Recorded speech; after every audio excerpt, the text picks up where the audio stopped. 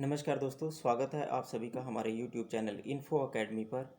आज हम इस वीडियो के माध्यम से चर्चा करेंगे कि जो गवर्नमेंट सर्वेंट ऑलरेडी सेवा में है या सर्विस में है, वो अपनी एप्लीकेशन अन्य पद हेतु या अन्य किसी अपने डिपार्टमेंट से बाहर किसी अन्य डिपार्टमेंट में दोबारा से रोजगार प्राप्त करने हेतु एक जो सरकारी कर्मचारी है उसके आवेदन को कैसे अग्रेषित किया जाता है, यानी उसके जो आवेदन है, उसकी जो एप्लीकेशन है वो थ्रू प्रॉपर चैनल से कैसे फॉरवर्ड की जाती है, उसके सिद्धांत क्या हैं और किस किस प्रकार से उसकी जो एप्लीकेशन है वो फॉरवर्ड की जाएगी, ये सारी चर्चा जो है हम इस वीडियो के माध्यम से करेंगे।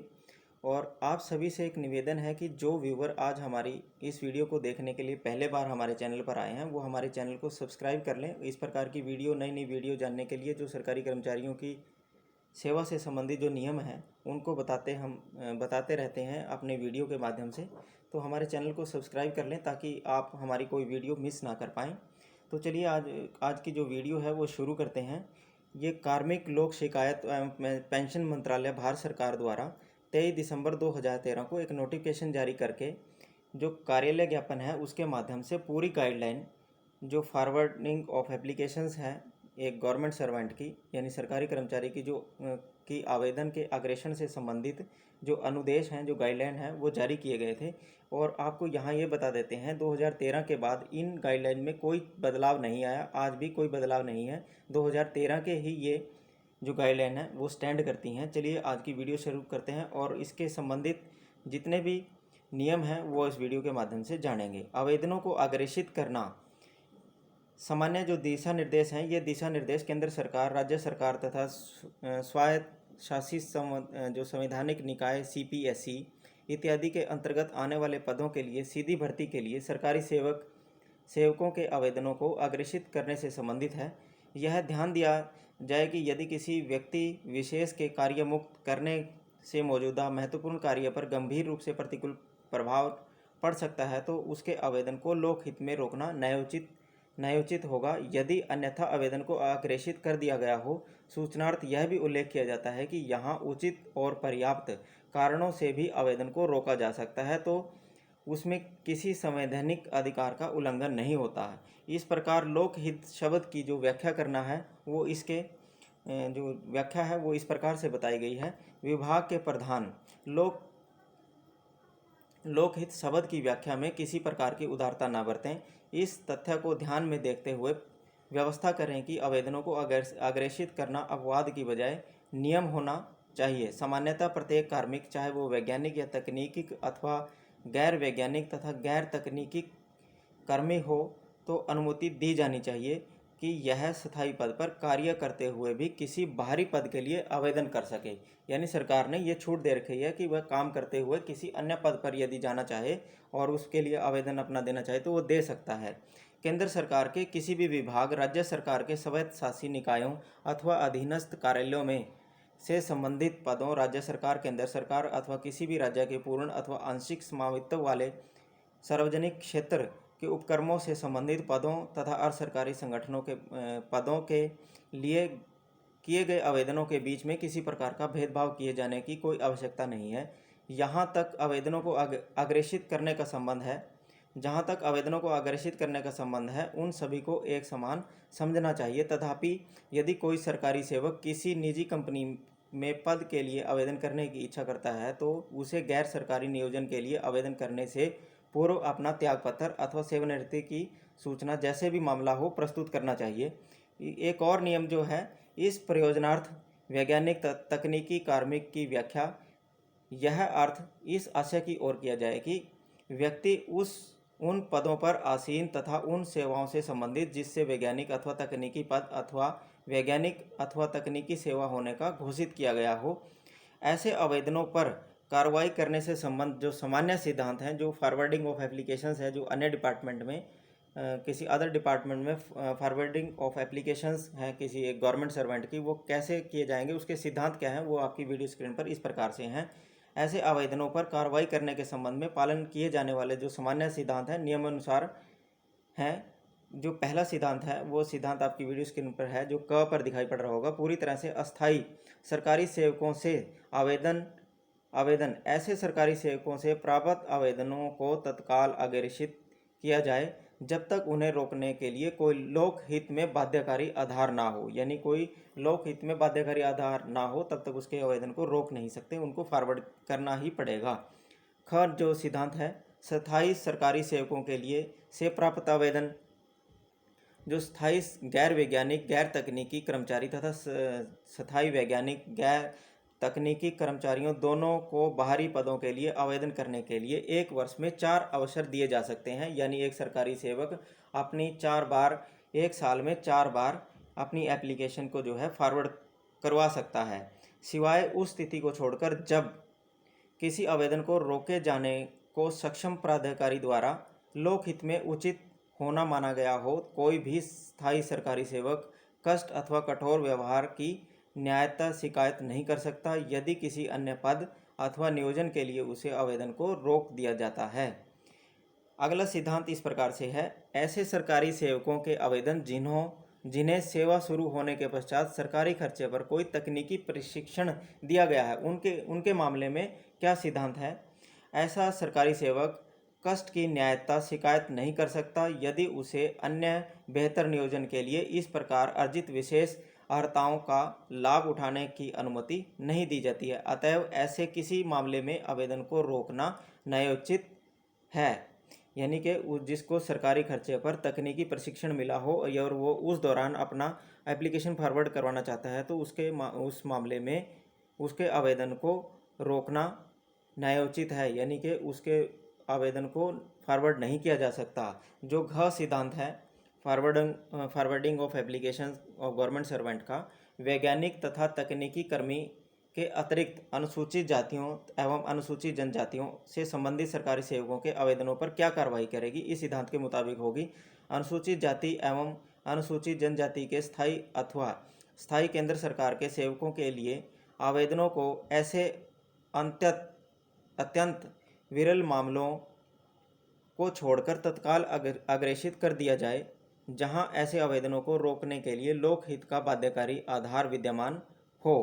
अनुसूचित जातियों एवं अनुसूचित जनजातियों के कर्मचारियों के मामले में आवेदन को रोकना नियम की बजाय अपवाद होना चाहिए, जिन्हें अपने भविष्य को सुधारने के लिए प्रत्येक सुविधा प्रदान की जानी चाहिए।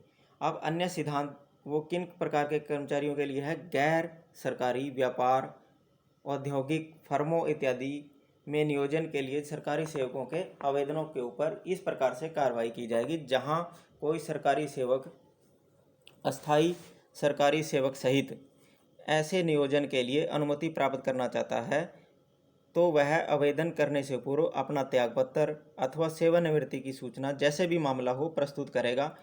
वह कष्ट की शिकायत नहीं कर सकता यदि उसके आवेदन को रोका जाता है।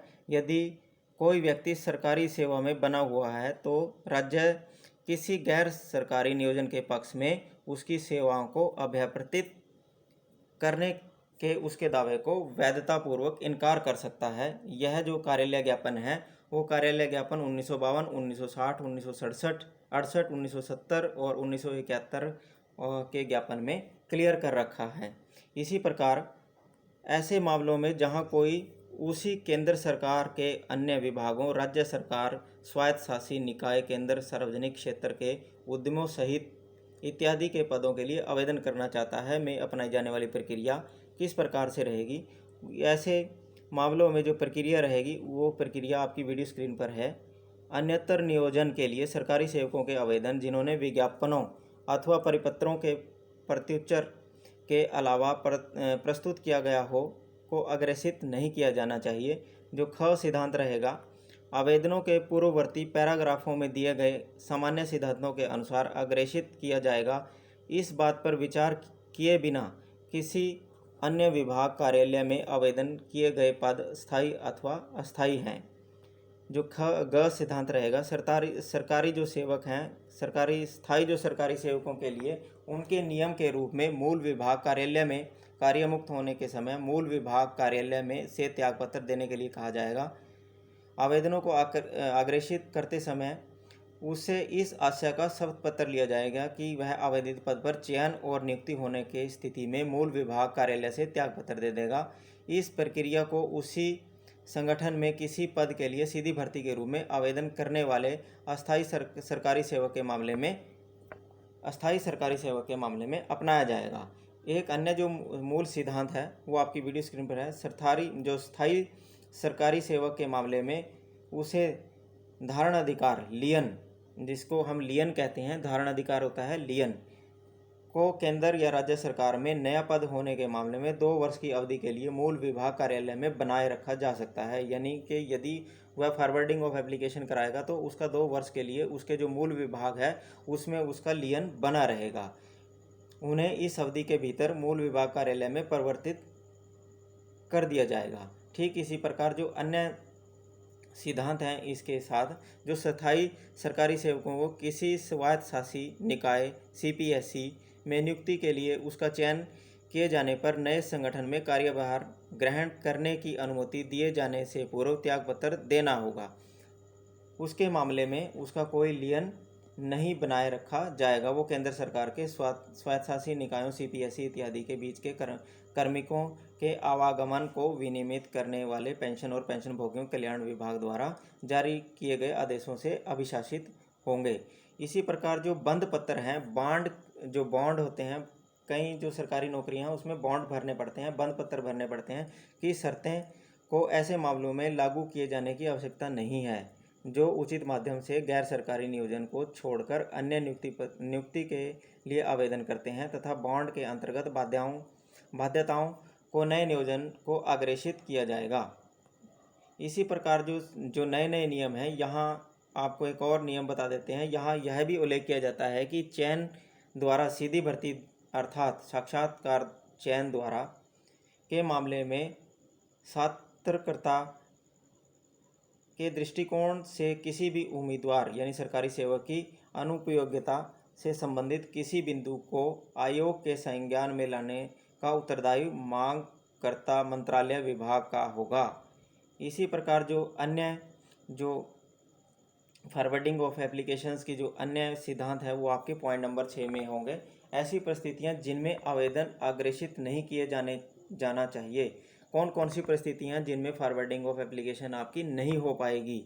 सीधी भर्ती, प्रतिनियुक्ति पर स्थानांतरण तथा स्थानांतरण द्वारा किसी अन्य पद पर नियुक्ति के लिए किसी सरकारी सेवक के आवेदन को अग्रेषित नहीं किया जाना चाहिए। यदि आप सीधी भर्ती और प्रतिनियुक्ति आधार पर स्थानांतरण है या स्थानांतरण द्वारा किसी अन्य पद पर नियुक्ति के लिए सरकारी सेवक के आवेदन को अग्रेषित नहीं किया जाना चाहिए जब तक कि उसका जब तक वह निलंबनाधीन है, यानी कि सस्पेंशन में है या सस्पेंशन के अधीन है, तब तक उसका कोई भी सीधी भर्ती के लिए आवेदन अग्रेषित नहीं किया जाएगा। उसके विरुद्ध अनुशासनिक कार्रवाई लंबित है तब भी उसका, और आरोप पत्र जारी कर दिया गया है तब भी उसका जो एप्लीकेशन है वो फॉरवर्ड नहीं की जाएगी। जहां आवश्यक हो सक्षम पदाधिकारी द्वारा आयोजन के लिए स्वीकृति प्रदान की गई हो।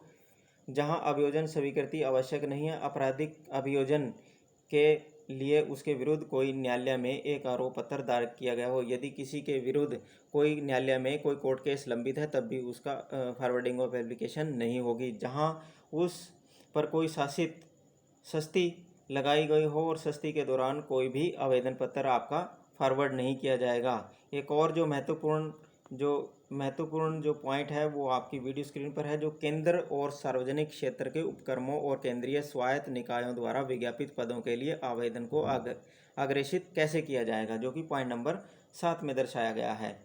इस ज्ञापन के पॉइंट नंबर 7 में दर्शाया गया है। केंद्रीय जो सार्वजनिक क्षेत्र के उपक्रमों, केंद्रीय स्वायत्त निकायों में पदों के लिए प्रेस विज्ञापन के जवाब में केंद्रीय सरकारी सेवकों के आवेदनों के लिए कर्मचारी को स्पष्ट करते हुए अग्रेषित किया जा सकती है कि आवेदन किए गए पद के लिए उसके चयन की स्थिति में सार्वजनिक क्षेत्र के उपक्रमों और केंद्रीय स्वायत्त निकायों में कार्यभार संभालने से पहले सरकार के साथ अपने संबंध समाप्त कर देंगे। ऐसे मामलों में भी पूर्णाधिकार शेष नहीं रहेगा, यानी कि वो दोबारा से अपने मूल मामले में मूल जो विभाग है उसमें आकर दोबारा से ज्वाइन नहीं कर पाएगा।